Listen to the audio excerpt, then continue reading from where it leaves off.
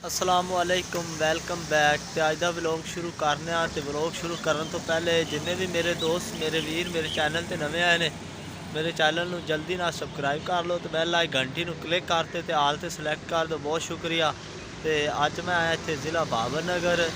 इतों आप लैनी सी दवाई मझ की तो मझ की आप यानी कि गोबर आप लैबार्टरी दे आंदा है तो वो चैक कर रहे हैं। तो उन्होंने आखा भी 1 घंटे बाद आया जे। तो ये भाई लियाकत ये मेरे नाल आया। असी हूँ आ गया इतने चिड़ियाघर तो मैं चलो दोस्तों चिड़ियाघर का थोड़ा जहा नज़ारा विखाने।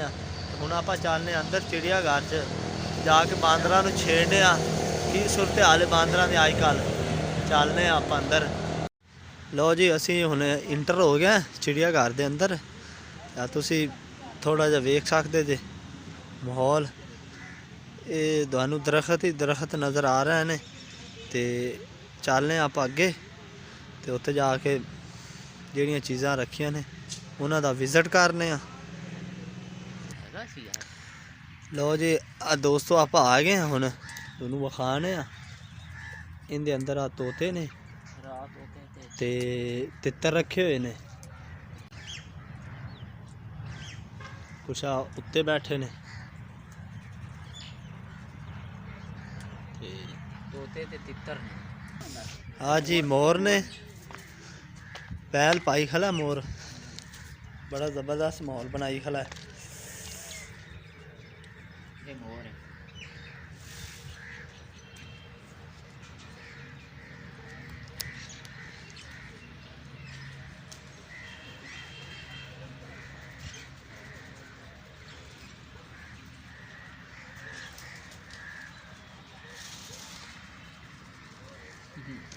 जबरदस्त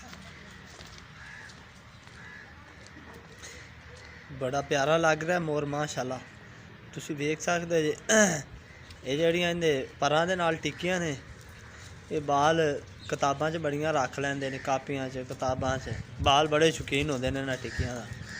तो ये जारी लगी हुई नहीं तो आप टिक्कियां टुक्कियां पट ली आ बालां बोलां नूं दे दी आ। इनके अंदर आप इंटर नहीं हो सकते क्योंकि जाली लगी हुई है। हुण चलने आप अगे बांदर शांदर वेखने रिछ वेखने सारा माहौल विखाने दोस्तों। लो दोस्तों आप हुण आ गए इस जगह ते। ये बहुत वड्डा शैड बनाया है। इत्थे हरनियां रखी हुई ने। तो वह भाई जेडे पट्ठे पा रहे हैं ना उन्होंने एक बंदा है जो अपना यानी कि करीबी रिश्तेदार है। तो यानी कि उन्होंने वाल साहब दुनिया तो चले गए ने। भाई अफजल का बेटा है तनवीर। तो आप उनके कोले भी चलने।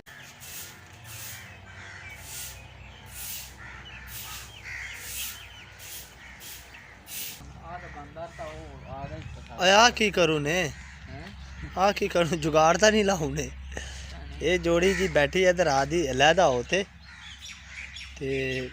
पता नहीं उन्हें की करूँ ने।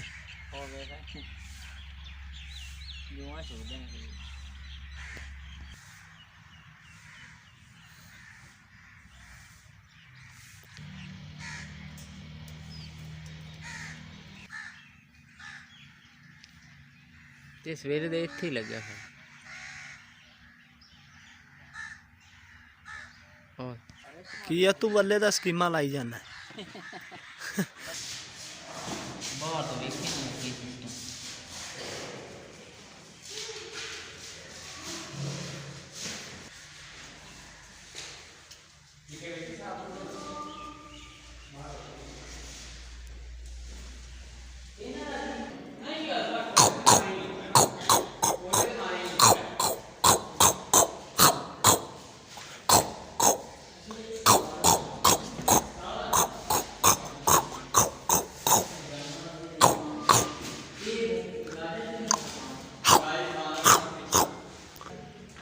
सिस्टम। की बनादा फिर तेरे कार दे भी किवे हैं। कार दे भी ये जी लड़ रहे हैं आपस के अंदर। एक नारे एक मादी है।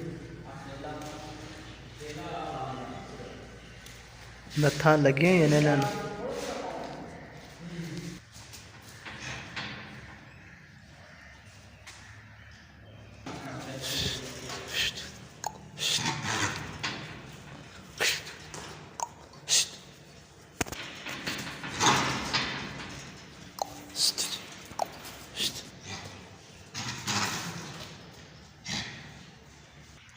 ਲਓ ਦੋਸਤੋ ਹੁਣ ਅਸੀਂ ਬਸ ਜਾ ਰਹੇ ਹਾਂ ਤੇ ਅਗਰ ਸਾਡੀ ਵੀਡੀਓ ਅੱਛੀ ਲੱਗੀ ਤਾਂ ਸਾਨੂੰ ਕਮੈਂਟ ਕਰਕੇ ਲਾਜ਼ਮੀ ਸ਼ੇਅਰ ਕਰਿਆ ਜੇ। ਅੱਜ ਦਾ ਵਲੋਗ ਮੁਕੰਮਲ ਹੋਇਆ। ਬਹੁਤ ਸ਼ੁਕਰੀਆ ਦੋਸਤਾਂ ਦਾ।